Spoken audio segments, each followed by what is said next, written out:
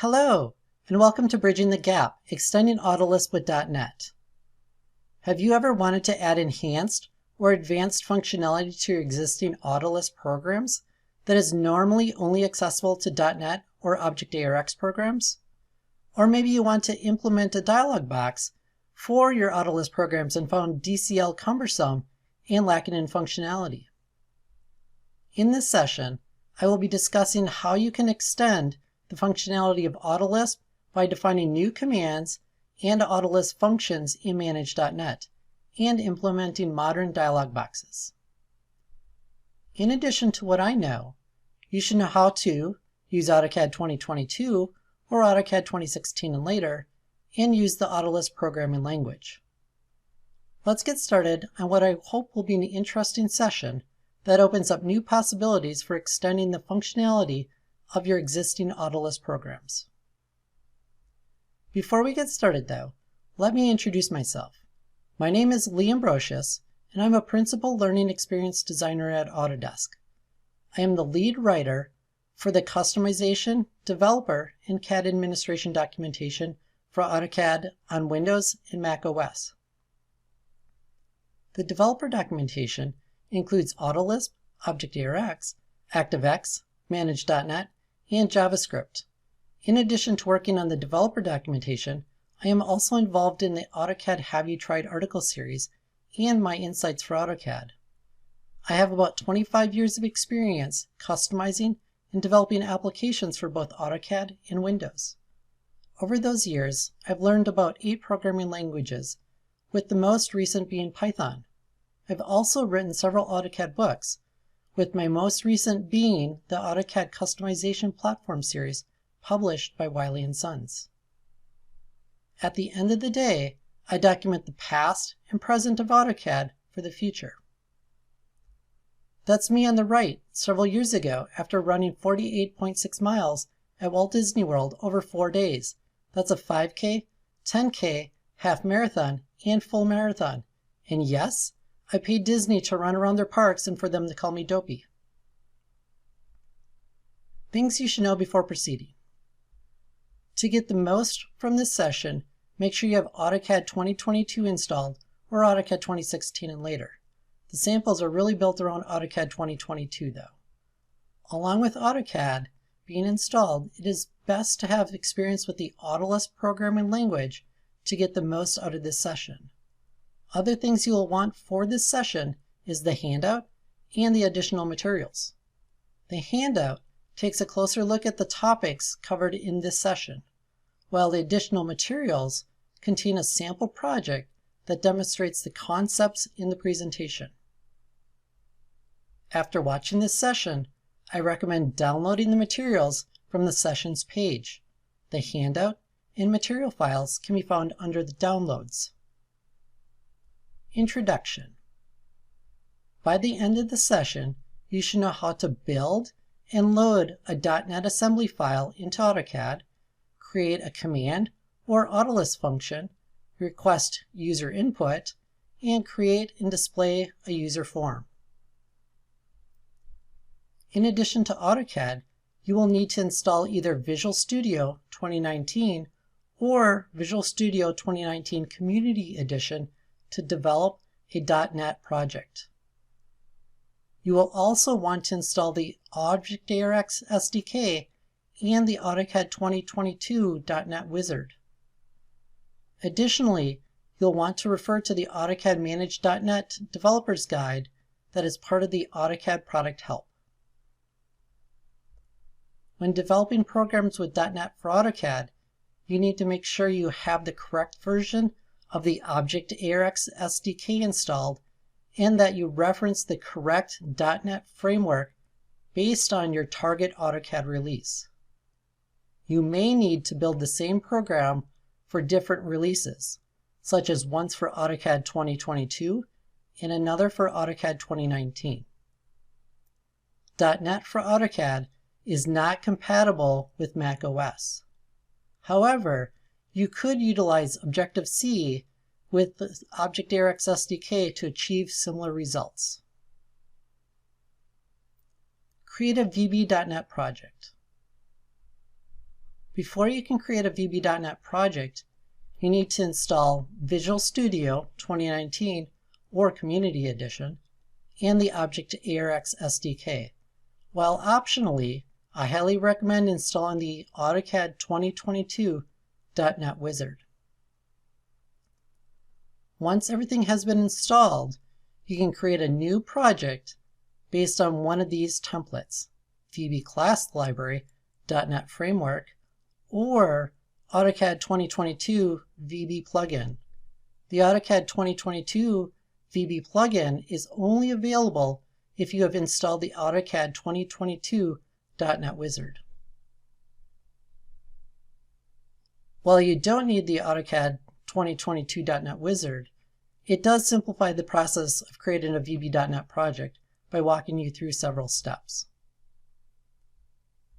After a project has been created, you'll need to work with these three assemblies: AC Core mgd.dll, which allows you to define commands in Autolus functions and work with the drawing editor; ACDB mgd.dll, which allows you to create and modify objects in a drawing file; and ACMGD.dll, which allows you to work with the AutoCAD application and user interface. If you need to work with the AutoCAD ActiveX COM libraries, which are commonly used with VBA, you need to also reference autodesk.autocad.interop.dll, which allows you to work with the AutoCAD application and documents, and autodesk.autocad.interop.com.dll, which allows you to create and modify objects in a drawing. .NET assemblies are divided into namespaces to organize methods and properties.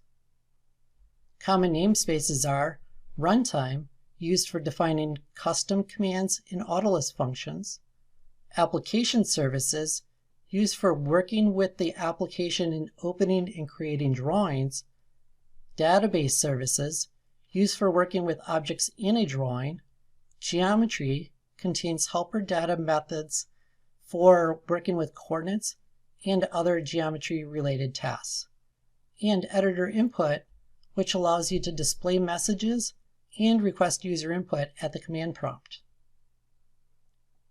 Now I'm going to switch over to Visual Studio and create a VBA.NET project that can be compiled into an assembly and then loaded into AutoCAD. With Visual Studio 2019 open, I'm going to click File, New Project.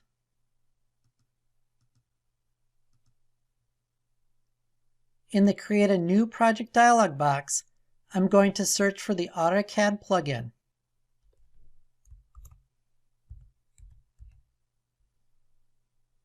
From the list, I'll select AutoCAD 2022 VB plugin and then click Next.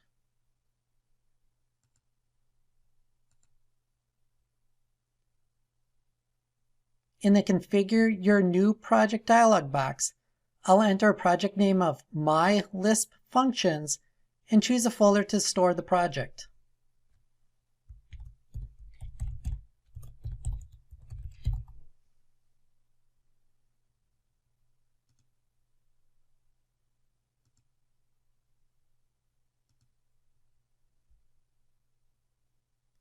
Since we're building this project for AutoCAD 2022, we can keep the default .NET Framework of 4.8. I'll click Create to create the new project. In the AutoCAD.NET Wizard configurator, specify the location of the Inc. folder of the Object-ARX SDK and the location of the AutoCAD exe file as needed. Click OK to continue with creating the new project.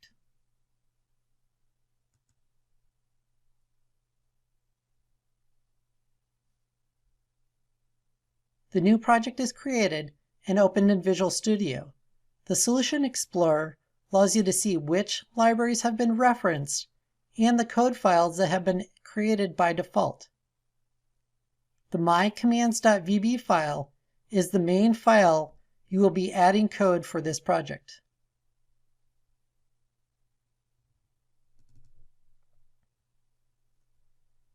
Notice there is some sample code in here that you can modify and try after building and loading the DLL into AutoCAD.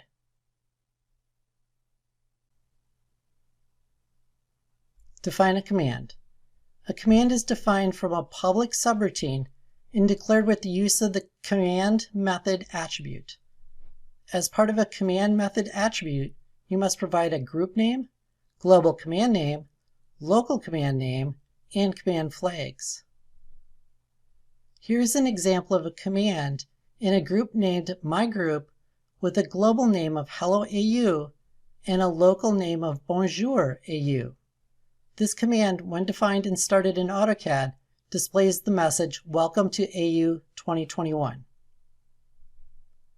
Now I'm going to switch over to Visual Studio and define the Hello AU command.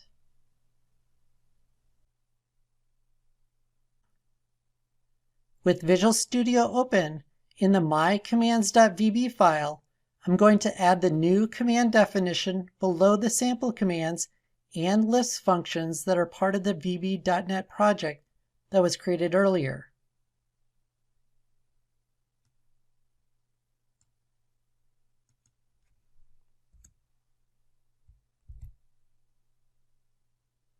Now that the command definition has been added, I'm going to save the project. I explain how to build and load the .NET assembly into AutoCAD in the next section. Build and load a .NET assembly.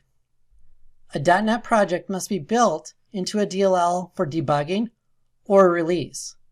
You build a project for debugging when you're developing and testing your programs, while you build a project for release when you are ready to distribute the program to others for use. Click the Build menu and then choose Configuration Manager to specify either the debug or release build configuration. You can also use the Solution Configurations drop-down list to set the current build configuration. Once a configuration has been set, choose Build Solution from the Build menu to create a DLL from your project. Once the DLL has been built, the netload command can be used to load the DLL into AutoCAD. Here's an example you might use to load a DLL from an Autolus program or file. Now I'm going to switch over to Visual Studio and build the VB.NET project I previously created.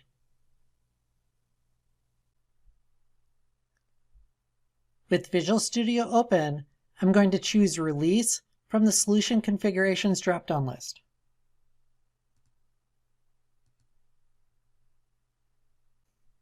With the Release configuration current, I'll choose Build Solution from the Build menu.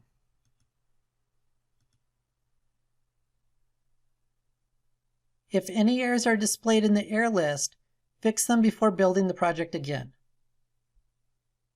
You should notice the location and name of the DLL created is displayed in the output window. I'll select and copy the location and name of the DLL to simplify its loading into AutoCAD.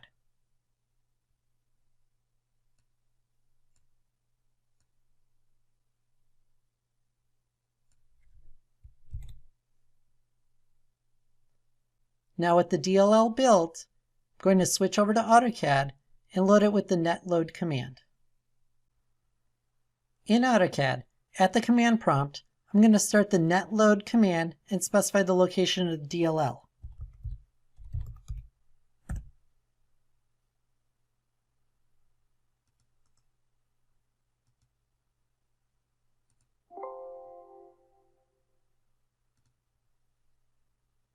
With the DLL loaded, at the command prompt, I'm going to enter Bonjour AU to run the custom command.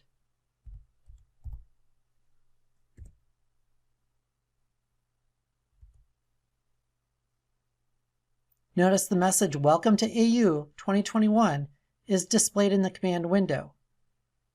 Since this is a command, you can also use the Autolus command function to run the command just like you would with the AutoCAD line or erase commands.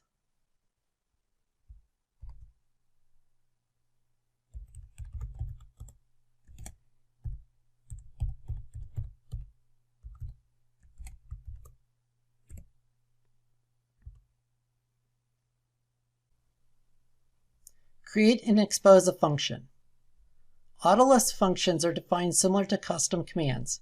An Autolist function is defined from a public function and declared with the use of the Lisp function attribute.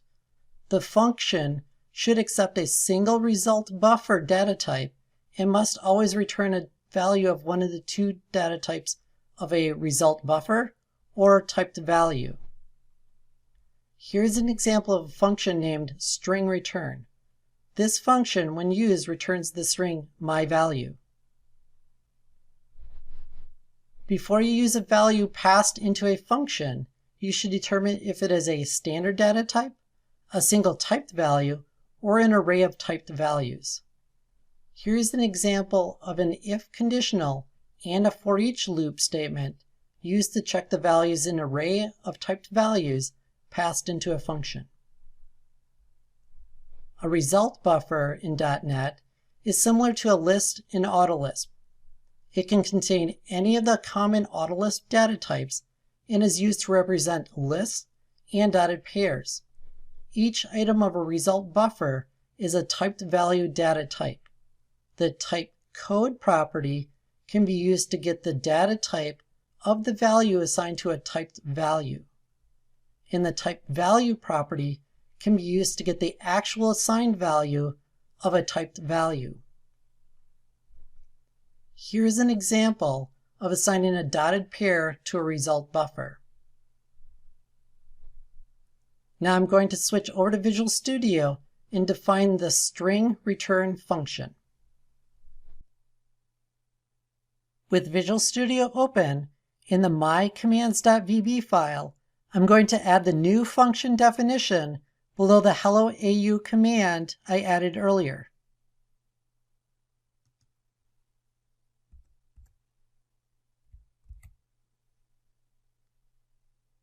Now that the function definition has been added, I'm going to rebuild the project.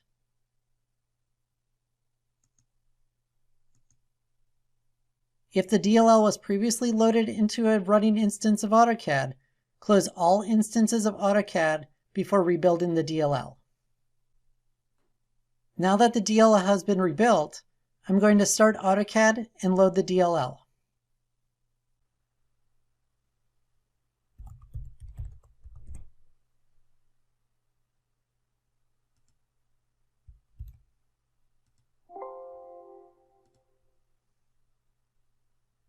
Then at the command prompt, I'll enter open parenthesis, string_return, close parenthesis.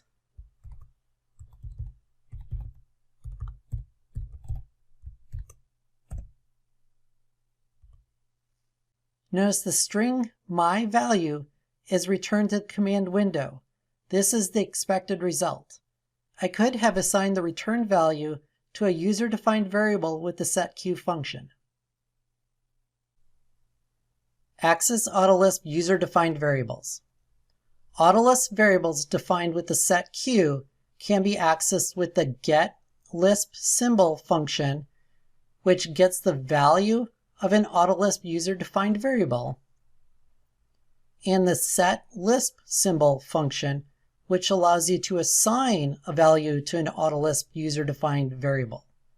You can use the getType function to determine the data type of a value returned from the getLispSymbol function.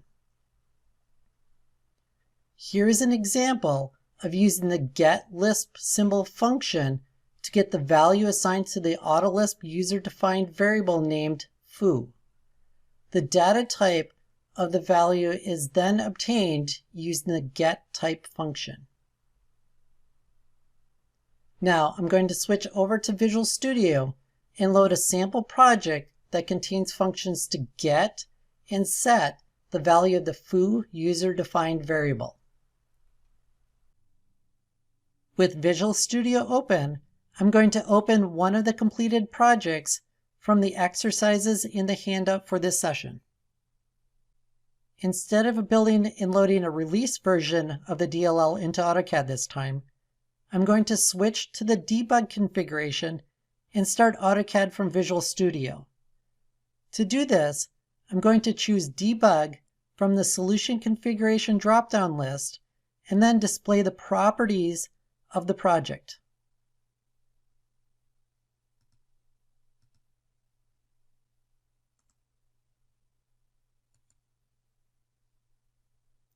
In the Project Properties dialog box, I'll click Debug to access the debug settings for this project.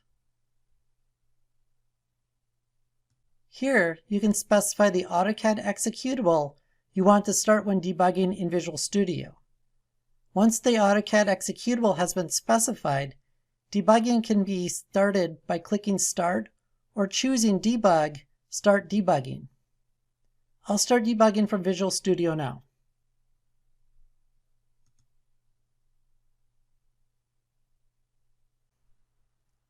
After AutoCAD is launched, I'll load the debugged version of the DLL with the netload command.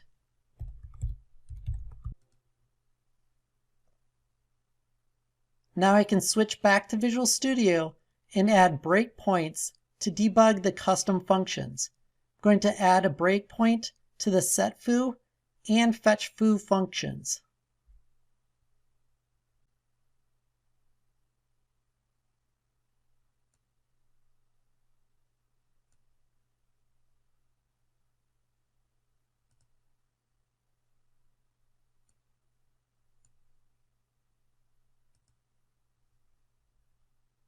With breakpoints set, I'm going to switch back to AutoCAD and check the value of the foo user-defined variable by entering !foo.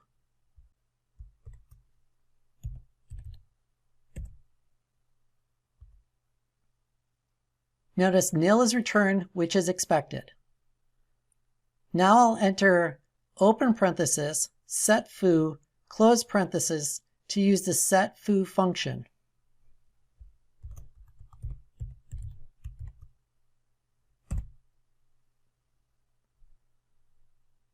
Notice execution is shown as being interrupted in Visual Studio. I can now step through the code using the Step Into, Step Over, and Continue tools.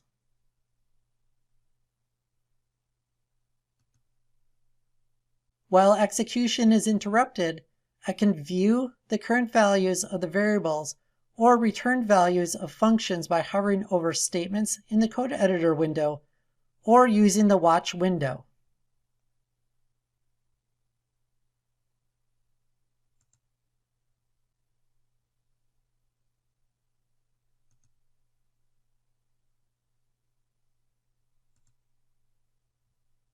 I'll resume normal execution and check the value of foo in AutoCAD.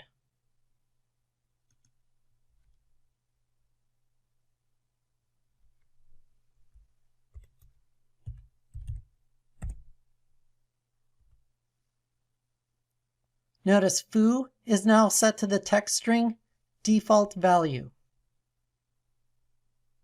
Now I'll enter open parentheses, fetchFoo, close parenthesis, to use the fetchFoo function.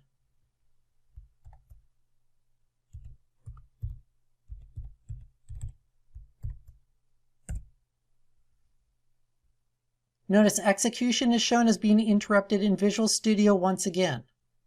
I'll click Continue to resume normal execution.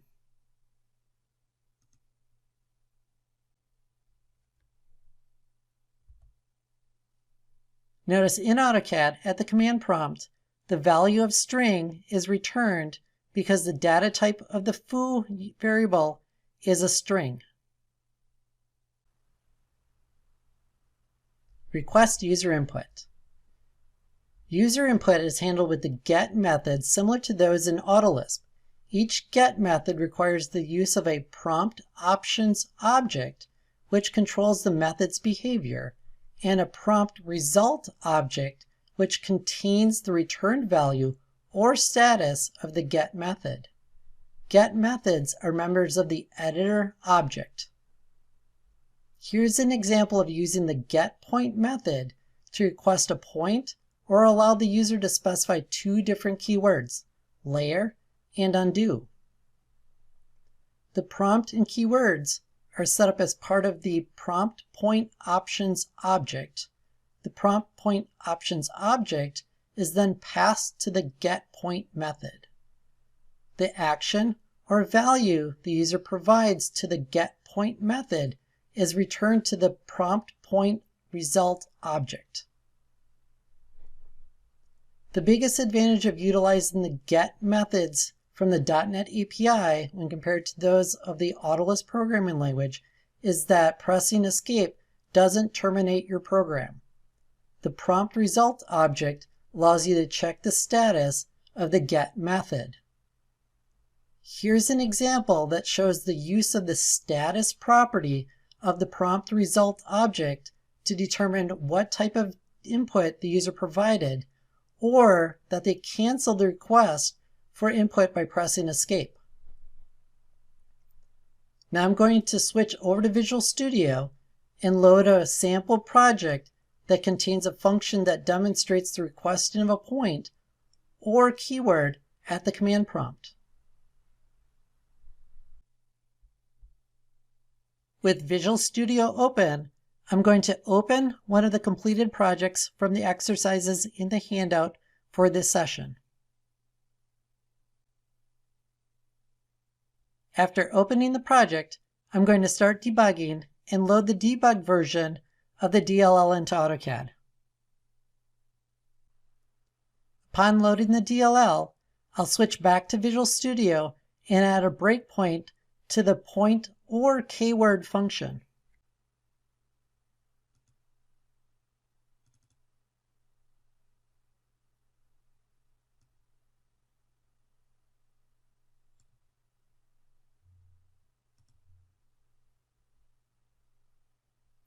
With the breakpoint set, I'm going to switch back to AutoCAD and enter open parenthesis, point or keyword, close parenthesis.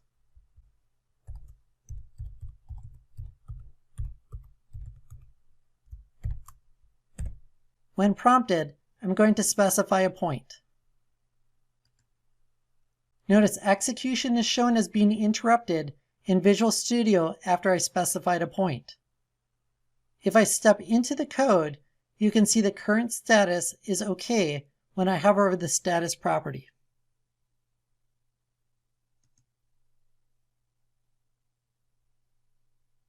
Let me resume normal execution now. I'm going to use the function again, but this time I'm going to press escape instead of picking a point.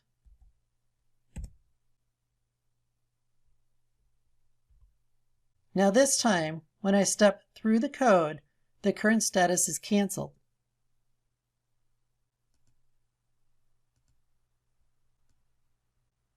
Now I'll resume normal execution. Notice, upon resuming normal execution, a message box appears letting me know that the function wasn't terminated like it would have been in Autolisp. Clicking OK resumes and ends execution of the function as expected. Create and display a dialog box. .NET Forms and dialog boxes are simpler to create and display than those defined with DCL. You also have a greater variety of modern controls and experiences with .NET Forms and dialog boxes. Forms and dialog boxes are edited using the form editor, and controls are added using the toolbox. Now I'm going to switch over to Visual Studio and load a sample project that contains a user form and function that allows you to display that user form. This user form will allow for the specification of an insertion point and a note type. The note type will be used to control the text string assigned to a multi-line text object. After opening the project, let's take a look at the user form. This user form contains a text box that shows the specified insertion point and a button to request a point in the drawing. The drop-down list allows you to specify one of the available note types. Then along the bottom of the dialog box are the standard OK and Cancel buttons. I'm going to double click on the OK button and set a breakpoint in the function.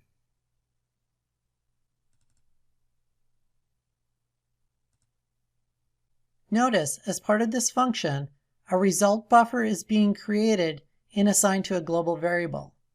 This global variable will be returned as part of our Autolus function when we use the dialog box. Now let's take a look at the custom Autolus function used to display the dialog box. This function accepts a list of two dotted pairs, which is passed to the user form to populate the default insertion and note type. When the OK button is clicked, the values from the dialog box are returned as a list of dotted pairs. Let's start debugging and load the DLL and see the user form in action. At the command prompt, I'm going to enter open parenthesis, display INS note, close parenthesis to display the user dialog box.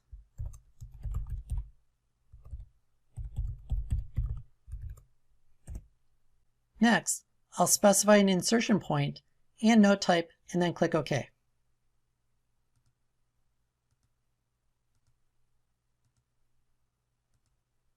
Notice that I'm returned into Visual Studio in debug mode. I'll click Continue to resume normal execution. Notice the returned value is a list with two dotted pairs representing the insertion point and note type. Now let's take a look at using the display INS note function in a sample Autolus program. Here, the myNote command uses the display INS note function to define the insertion point and text for a multi-line text object created with the text command. Now let's load the myNote.list file and use the myNote command.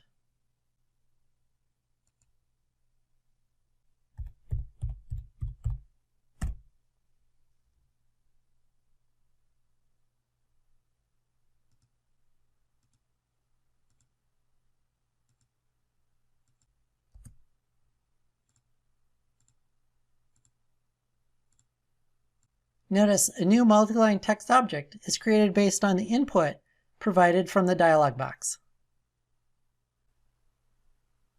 Final thoughts. This brings us to the end of our journey into looking at creating custom commands in Autolus functions with .NET. I hope you found this session interesting and it opens up new possibilities for your existing Autolus programs. Extending the functionality of Autolus allows you to take advantage of the AutoCAD Manage.NET API and utilize modern dialog boxes and palettes. Being able to utilize multiple programming languages gives you the flexibility to use the best tool for the right job. Programming has many similarities to Wonderland in Lewis Carroll's Alice's Adventures.